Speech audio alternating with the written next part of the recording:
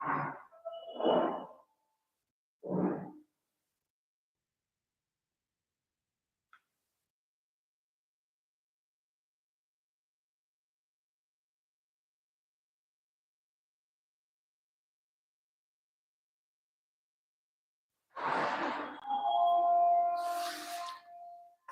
Evening बच्चों, कैसे हैं आप लोग।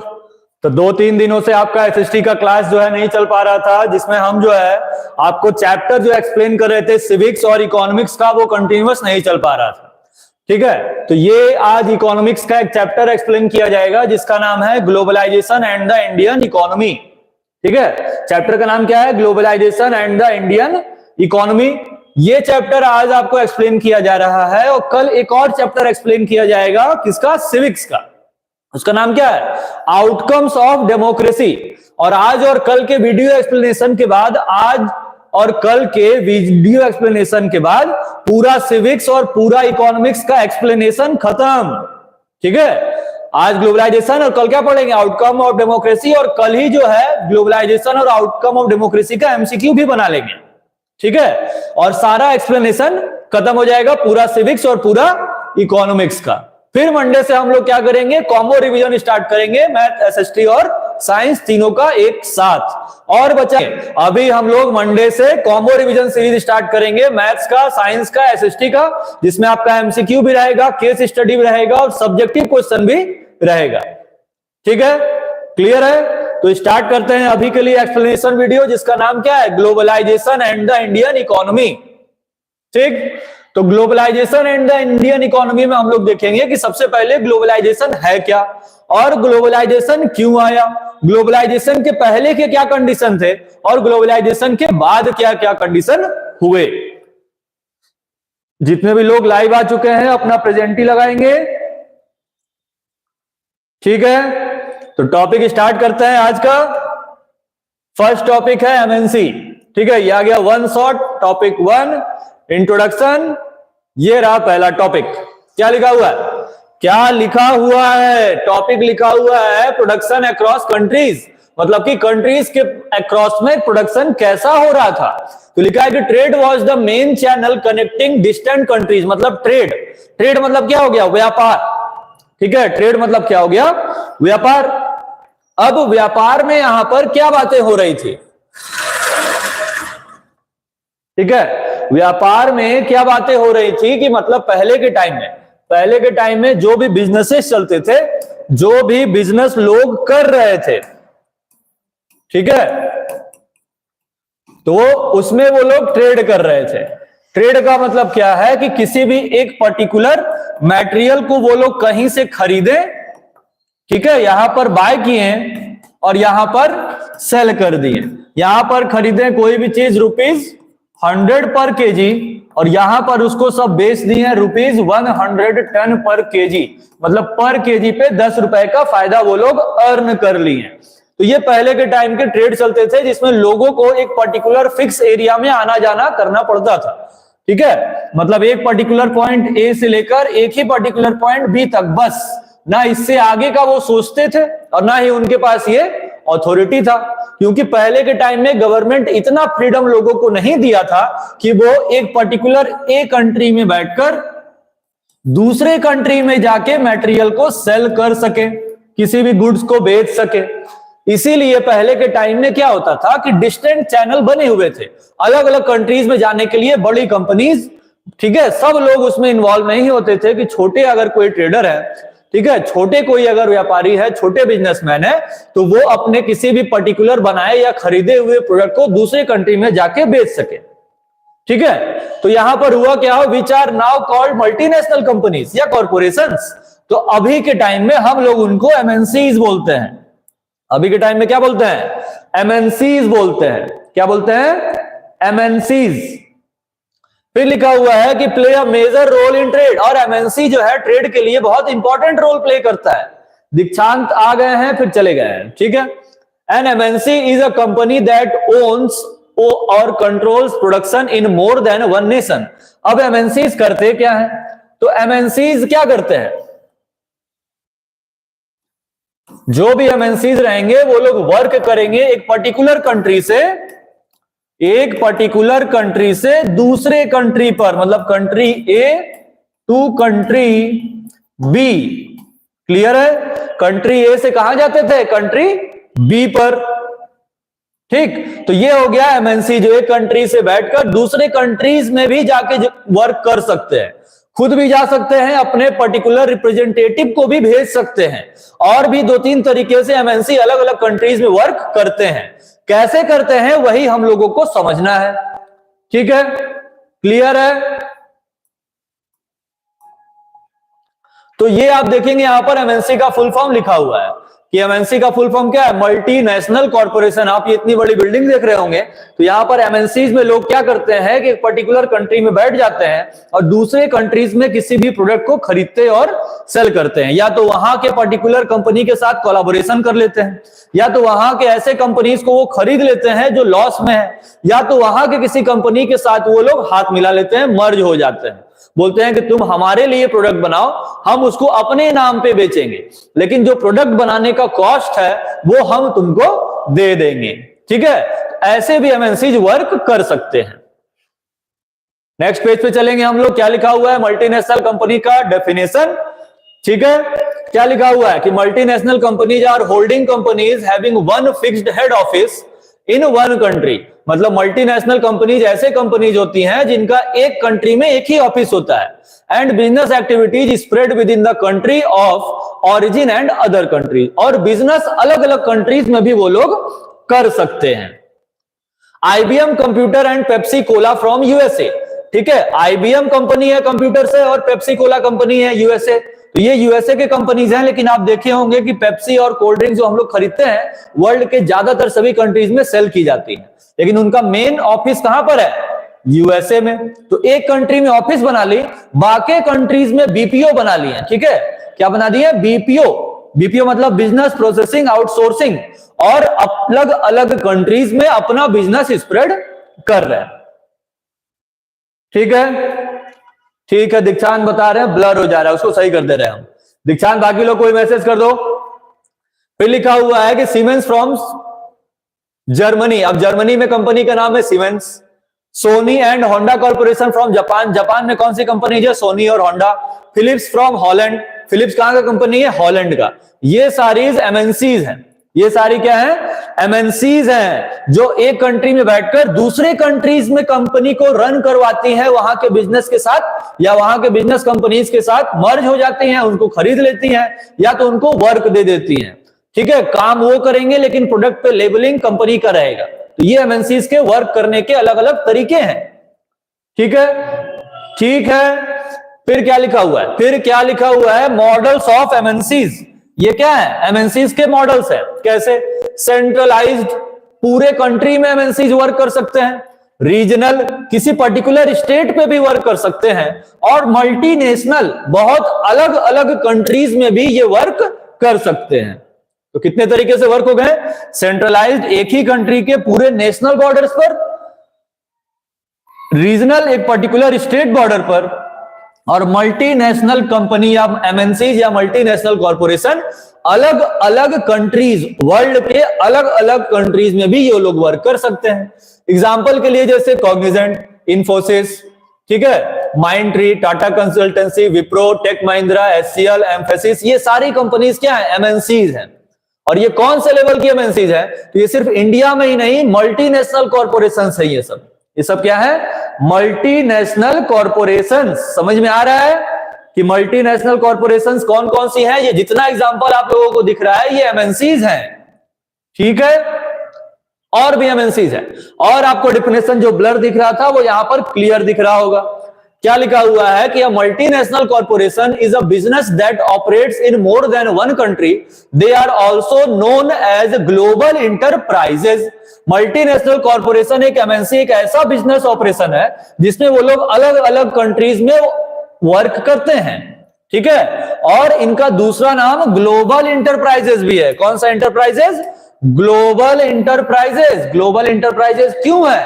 क्योंकि ये ग्लोबली वर्क कर रहे हैं। ठीक है, ग्लोबली मतलब अर्थ के जितने भी कंट्रीज हैं, लगभग ज्यादातर कंट्रीज में ये अपना बिजनेस फैलाए हुए हैं, इसलिए इनको हम लोग एमएनसीज बोलते हैं।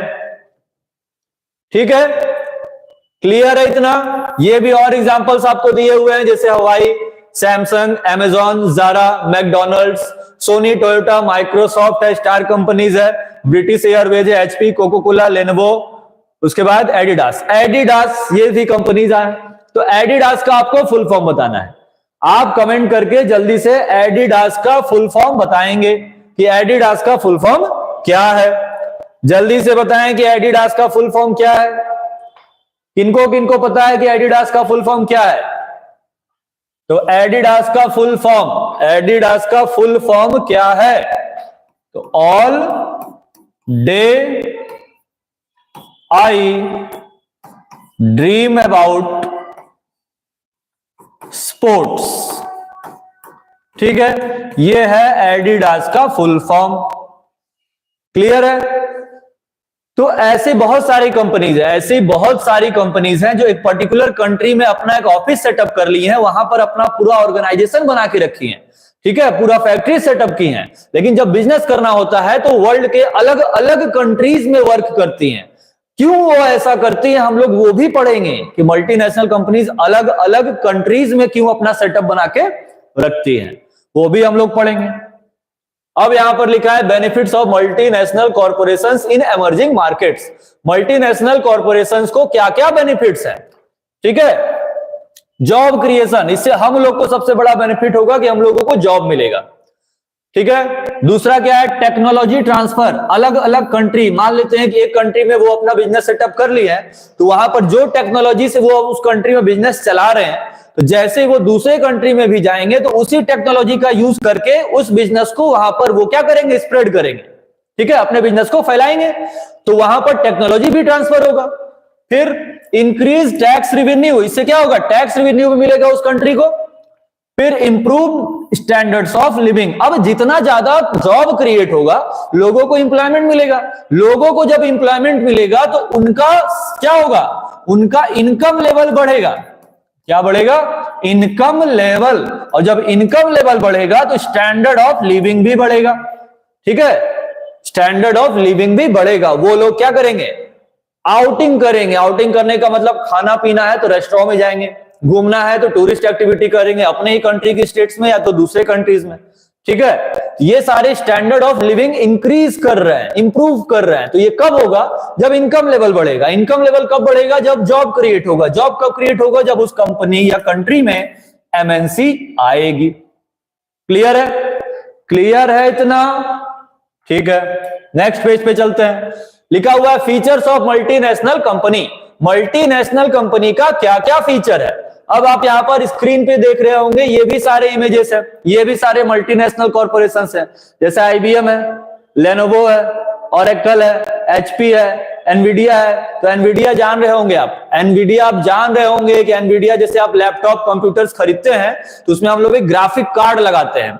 क्या लगाते हैं? ग्राफिक कार्ड, जो क्या करता है? कंप्यूटर के टोटल आउटपुट को इंक्रीज करता है, ताकि हम लोग जो एडिटिंग कर रहे हैं, गेम्स खेल रहे हैं, तो उसके लिए वो उसको इंप्रूव करता है, उसके परफॉर्मेंस को। तो वो एनवीडिया कंपनी है यूएसए की। ठीक है, उसके बाद गूगल क्रोम है, इंटेल है, फिर अमेजॉन है, तोशिबा है, जावा है, डेल है, एडोब है, फेसबुक है। ये सारी मल्टीनेशनल कॉर्पोरेशंस है। ये सारे क्या हैं? Multinational corporations. अब हम लोग क्या देखेंगे कि फीचर्स क्या है मल्टीनेशनल कंपनी या कॉर्पोरेशंस के। ठीक है, आप कंपनी कॉर्पोरेशंस दोनों लिख सकते हैं। अब फीचर्स आपको दिख रहे होंगे। अब फीचर्स पे फर्स्ट क्या लिखा हुआ है? Large sized organisations. पहले ही बताया गया कि मल्टीनेशनल कॉर्पोरेशंस में कंट्री में, एक कंट्री में ये सेटअप बनाते हैं टोटल, फिर बाकी कंट्रीज में उसको स्प्रेड करते हैं धीरे धीरे। तो ये एक बहुत लार्ज ऑर्गेनाइजेशन है। ठीक है, फिर क्या लिखा हुआ है? Multi country operations. Multi country operations का मतलब क्या है कि बहुत सारे कंट्रीज में इनका ये वर्क चलता रहता है, इनके ऑब्जेक्टिव्स बहुत सारे हैं। ठीक है, इन्वायरमेंट्स भी बहुत सारा है। सेंट्रलाइज्ड ओनरशिप, इनका सारा ओनरशिप खुद का होता है। ठीक है, खुद का। मल्टीपल करेंसीज, ये अलग अलग करेंसीज में काम करते हैं। कैसे? जैसे मान लेते हैं कि एक एमएनसी है यूएसए का, अब वो इंडिया में भी वर्क कर रहा है। ठीक है, कहां कहां वर्क कर रहा है? मान लेते हैं सार्क, SAARC, सार्क कंट्रीज में ये अपना एमएनसी सेटअप की हैं। तो सार्क कंट्रीज है क्या, सबसे पहले हम लोग जानेंगे कि सार्क है क्या आखिर। तो सार्क कंट्रीज है एक 8 कंट्रीज का ग्रुप है, ठीक है। सार्क जो है कितने कंट्रीज का ग्रुप है, टोटल 8 कंट्रीज का ग्रुप है सार्क, ठीक। अब जो सार्क है उसमें 8 कंट्रीज आती हैं, और मान लेते हैं एक और ऑर्गेनाइजेशन का नाम है एशियान, एशियन नहीं एशियान, इसमें शायद 11 कंट्रीज आती हैं। तो 8 और 11 कंट्रीज के ग्रुप में एक यूएसए का एमएनसी वर्क कर रहा है। तो उन 8 और टोटल 11 कंट्रीज की जो करेंसी है वो एमएनसी उन टोटल करेंसी जो वर्क कर रही होगी। तो इसीलिए लिखा हुआ है कि करेंसीज का बहुत ज्यादा यूज हो रहा है, ठीक है, डिफरेंट करेंसीज का, एक ही करेंसीज का नहीं। तो इससे उस हर कंट्री के करेंसी का वैल्यू बढ़ेगा जहां पर वो एमएनसी सेटअप है, ठीक है। आ गया समझ में। हाई एफिशिएंसी, इससे एफिशिएंसी भी बहुत ज्यादा होगा। एफिशिएंसी मतलब आउटपुट बहुत ज्यादा निकलेगा। आउटपुट क्यों ज्यादा होगा, इसका वही रीजन होगा कि मल्टीनेशनल कंपनीज अलग अलग कंट्रीज में ही क्यों अपना सेटअप बनाती हैं, ठीक है। तो उसके पहले हम लोग क्या करेंगे, सार्क और एशियान का फुल फॉर्म देखेंगे। सार्क और एशियान का फुल फॉर्म देखेंगे हम लोग, चलिए, ठीक है। सार्क और एशियान का फुल फॉर्म,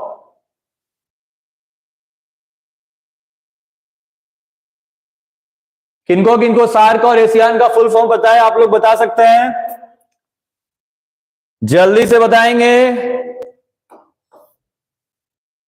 सार्क, वो वाली सार्क नहीं, SHARK नहीं, SAARC।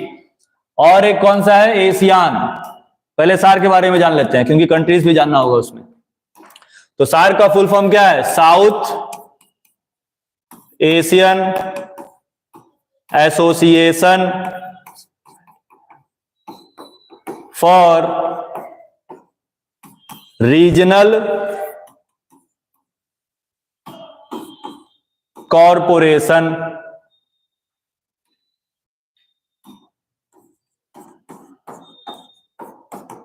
ठीक है। ये हो गया सार्क का फुल फॉर्म, क्लियर है। सार्क का फुल फॉर्म समझ में आ गया सबको कि south Asian Association for regional corporation, ये फुल फॉर्म हो गया। आप लोग देख सकते हैं इसका फुल फॉर्म क्या है, क्लियर हट गया स्क्रीन से, ये सार्क का फुल फॉर्म हो गया। अब सार्क में टोटल कितनी कंट्रीज आती हैं, तो 8 कंट्रीज आती हैं। कितनी कंट्रीज आती हैं, 8।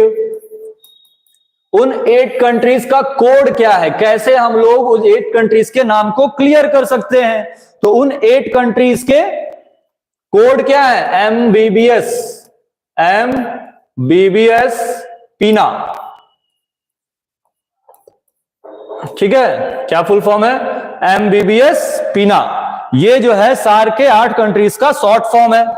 अब इन शॉर्ट फॉर्म का मतलब क्या क्या है, क्या क्या मतलब है। तो M से क्या है, M से, B से, S से, P से, I से, N से और A से। किन्हीं लोगों को पता है कि सार्क में कौन कौन सी कंट्रीज आती हैं, कमेंट करके बताएंगे, जल्दी से, जल्दी से कमेंट करके बताएंगे कि सार्क में कौन कौन सी कंट्रीज आती हैं और उनमें 8 के ग्रुप का नाम क्या है। ठीक है, ऑप्शन आ गया है, सभी लोग बता रहे हैं, चलिए अच्छा बात है। तो म्यांमार, ठीक है, बी से भूटान, फिर बी से बांग्लादेश, फिर श्रीलंका, पाकिस्तान, इंडिया, नेपाल और अफगानिस्तान। ठीक है, सार्क का फुल फॉर्म क्या हो गया, South Asian Association for Regional Corporation. SAARC में कितनी कंट्रीज आती हैं, तो 8 कंट्रीज आती हैं, म्यांमार, भूटान, बांग्लादेश, श्रीलंका, पाकिस्तान, इंडिया, नेपाल और अफगानिस्तान। ये टोटल 8 कंट्रीज हैं। ठीक है, आ गया समझ में, किन्हीं को कोई प्रॉब्लम नहीं। ठीक है, तो ये 8 कंट्रीज हो गई सार्क में। अब सार्क का हेडक्वार्टर कहां है, सार्क का हेडक्वार्टर कहां है, किसी को पता है कि सार्क का हेडक्वार्टर कहां है, जल्दी से बताएंगे कमेंट करके। तो सार्क का हेडक्वार्टर है, चल जाओ भाई, हाँ, सार्क का हेडक्वार्टर कहाँ है? शॉर्ट फॉर्म हेडक्वार्टर कहाँ है इसका? नेपाल का कैपिटल काठमांडू में। ठीक है, सार्क का हेडक्वार्टर कहाँ है? काठमांडू में। तो हेडक्वार्टर वही होगा जो इन 8 कंट्रीज के किसी एक कंट्री के कैपिटल पे इसका हेडक्वार्टर होता है। क्लियर है? आ गया समझ में? ठीक है, तो इसका फुल फॉर्म हम लोग लर्न कर लेंगे। अब इसका एमएनसीज में क्या काम है? मान लेते हैं कि कोई एमएनसी है जिसका नाम है एबीसी। एबीसी एक कंपनी है जो यूएसए की है, लेकिन वो अपना बिजनेस इन 8 कंट्री में चला रही है। तो इन 8 कंट्री का जो करेंसी होगा, जब वो एमएनसी वहां पर जाके अपना बिजनेस सेटअप करेगी, तो उस कंट्री के करेंसी, जो वहां का करेंसी होगा, उसका सर्कुलेशन बढ़ जाएगा, उसका डिमांड बढ़ेगा, उसका वैल्यू क्या होगा? बढ़ेगा, लोगों को इंप्लॉयमेंट मिलेगा, स्टैंडर्ड ऑफ लिविंग भी बढ़ेगा, तो ओवरऑल कंट्री का डेवलपमेंट होगा। ठीक है, तो ओवरऑल डेवलपमेंट होगा। लेकिन वहां के ओरिजिनली जो उन 8 कंट्रीज में रहने वाले पुराने बिजनेस ओनर्स हैं, उन सबको नुकसान होगा। ठीक है, वो लोगों का इंप्लॉयमेंट स्टेटस, इनकम लेवल घटता जाएगा। ये हम लोग पढ़ेंगे आगे कैसे घटेगा। ठीक है, और एक नेक्स्ट कौन है? एशियान। एशियान का फुल फॉर्म बताएंगे और इनके 11 कंट्री का नेम बताएंगे कमेंट करके, जिनको भी पता है जल्दी से बताएंगे। तो एशियान का फुल फॉर्म क्या है? Association for south east Asian nation. समझ में आ गया? ये एशियान का फुल फॉर्म है। हेडक्वार्टर इसका कहां है? तो इसका हेडक्वार्टर है जकार्ता में। कहां? जकार्ता। ठीक है, जिनको नहीं पता वो यहां पर देख लेंगे। तो association for south east Asian nation, ये एशियान का फुल फॉर्म है। इसमें कितनी कंट्रीज आती हैं? इसमें 11 कंट्रीज आती हैं। उसके लिए हम लोग क्या समझेंगे? MY माई, फिर BVMTSLICP।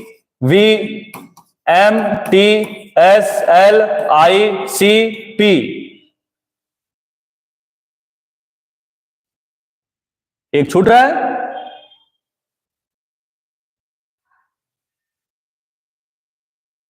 नहीं, छूट नहीं रहा है। ठीक है, इतना ही है, इतना ही है। यस सर, समझ में आ गया। ठीक है, तो ये कंट्रीज है। अब ये कंट्रीज हम लोग यहां पर क्या देखेंगे कि इसका फुल फॉर्म क्या क्या है? MYBVMTSLIC और P।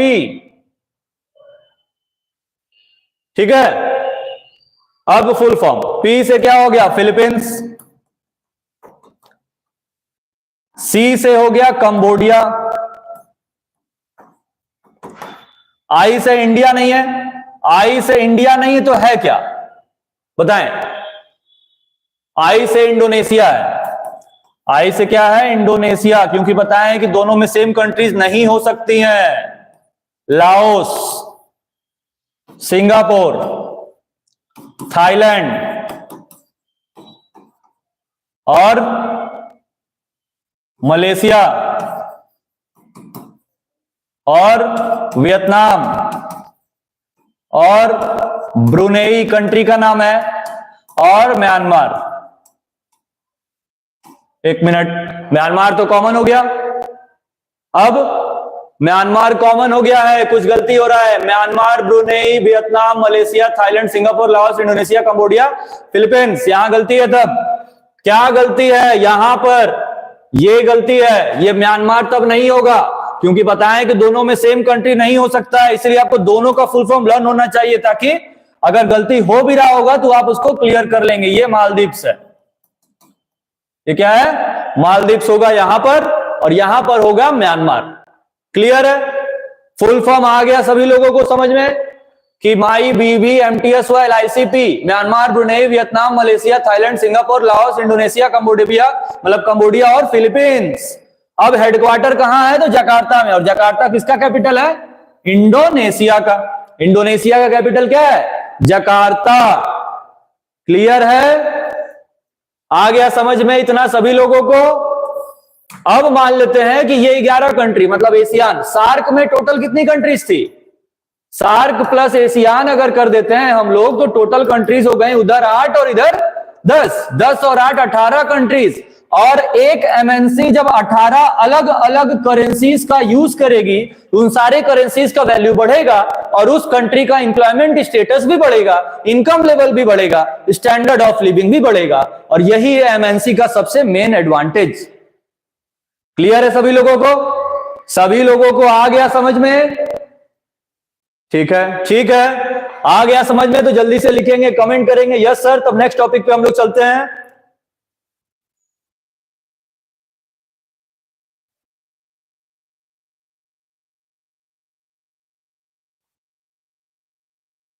ठीक है, नेक्स्ट टॉपिक पे चलते हैं। नेक्स्ट टॉपिक आ गया MNC set up offices and factories for production in regions where they can get cheap labours. अब ये रीजन है क्यों एमएनसी दूसरे कंट्रीज में सेटअप बनाती हैं। तो ऐसे कंट्रीज में सेटअप बनाएंगे जहां पर उनको लेबर सस्ते मिले। जब सस्ते लेबर मिलेंगे तो उनका पैसे का बचत होगा और बेनिफिट ज्यादा होगा। एंड अदर रिसोर्सेज, बाकी सारे रिसोर्सेज भी उनको उस कंट्री में मिलने चाहिए ताकि उस कंट्री के रिसोर्स को सस्ते में यूज करके अपना प्रोडक्ट बना के बाकी कंट्रीज में बेच दे और ज्यादा से ज्यादा बेनिफिट अर्न कर सकें। इसका बढ़िया एग्जांपल है, इसका बढ़िया एग्जांपल है एक, कौन सा बढ़िया एग्जांपल है? सैमसंग। हम लोग जानते हैं कि सैमसंग का वर्ल्ड का सबसे बड़ा सेटअप इंडिया में बना है।